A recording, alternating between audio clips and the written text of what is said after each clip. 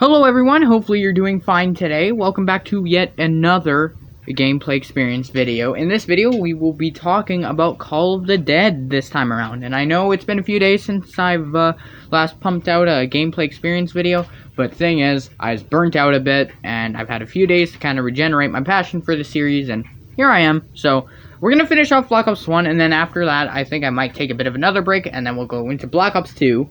And then Black Ops 3, because I got my hands on that game and everything that comes with it. I won't tell you what I'm going to do with Zombie Chronicles yet, though. I might just skip over it. I might redo each map. We'll see when we get there. But with that said, let's stop beating around the bush and get right into the map. So our first order of business, as always, is to list off the 5 things we will base our final rating off of, and that will include innovation, creativity, visuals or theme, difficulty, and cons, all in that order. So, I think we can just get right into the grubby stuff. Let's go for it! So in terms of innovation, I think Call of the Dead did a really good job, starting with the celebrity cast that we've actually never seen up to this point in Zombies before. This cast of characters included Robert Englund, Danny Trejo, Michael Rooker, and Sarah Michelle Gellar, which I think is fantastic. The celebrity cast is such a cool idea, and even if they're not truly the best cast of all time in a Zombies game, in terms of their quotes being maybe slightly obnoxious, or them just not being very impactful, for what it is, you have to admit, it is quite cool. On top of going with that movie theme, we also have a new boss fight, and that boss is George Romero, who is the movie director, which really pairs up with the cast incredibly well. I love that.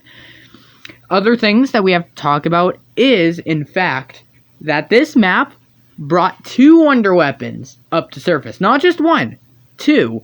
And what's interesting about that is, this is the first map to actually do that, which I think is fantastic. Sure, the wonder weapons aren't super powerful, but damn, 2 for 1, that's cool. That's really cool, you have to admit. In terms of other things that they added for innovation, there wasn't much else. They have a bit of new transportation methods that have been expanded upon and really work well for this map in particular. And there is the frozen lake that will kill you if you stand in there too long. But aside from that, we got all the big stuff out of the way, and honestly, the innovation of Call of the Dead puts it in a good light already. Similar to its innovation, Call of the Dead's creativity is fantastic just as much. The idea of a celebrity cast, which has never been seen before, on top of a movie set taking place in the map as a whole, those 2 ideas are incredibly creative already. One of the wonder weapons is creative, I will say. The other one is a little bit lazy on Treyarch's behalf. And by that I mean the scavenger is literally just a crossbow in the form of a sniper, more or less. It's not that good at all. But there is another wonder weapon, and although it's not the most proficient, it's definitely a little bit of a lackluster weapon in terms of performance.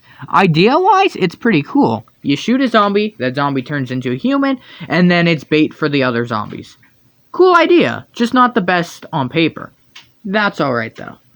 Call of the Dead has a mediocre theme. It's very white, very gray, and at times incredibly foggy to the point where you can't even see 5 feet ahead of you. It's not ugly, per se.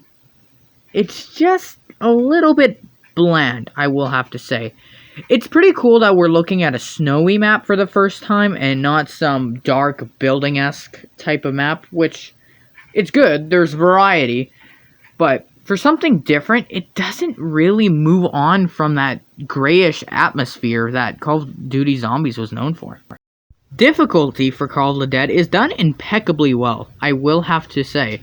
I love the intermediate difficulty level that it offers. It's not supposed to be the easiest map in the world, and it made sure it wasn't super easy. And on top of that, it wasn't supposed to break your balls either, and it does that successfully too. Call of the Dead is the perfect in-the-middle type of map for difficulty. Something where you don't have to be an advanced player on, but the casuals of casual won't have the easiest time on this map.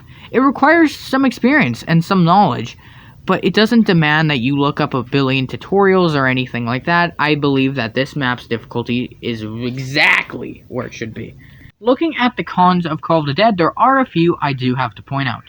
Though George's idea as a boss is really cool, the execution of the boss itself is a little bit painy and the ass-like.